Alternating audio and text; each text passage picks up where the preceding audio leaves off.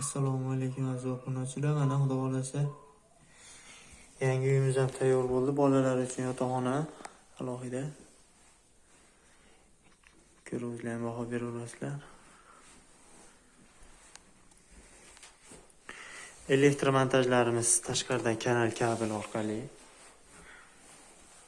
Hammasini ikkita rozyetka, televizor qo'yadigan joy.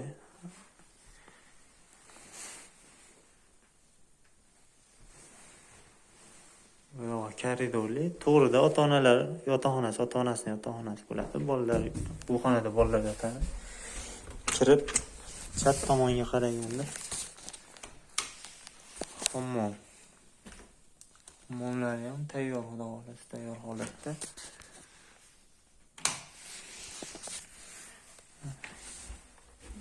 Akfa eshik Roma Akfa Plus holatda bo'ldi. Tayi dekor plus holatda bo'ldi.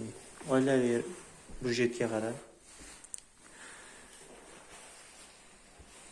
bir ko'rib qancha rasxod, necha pul ketganini kommentariyada yozib qoldiringlar, taxmin qilinglarchi, necha pul ketdi ekan. Keyingi ishlarda ko'rishguncha salomat bo'lasizlar.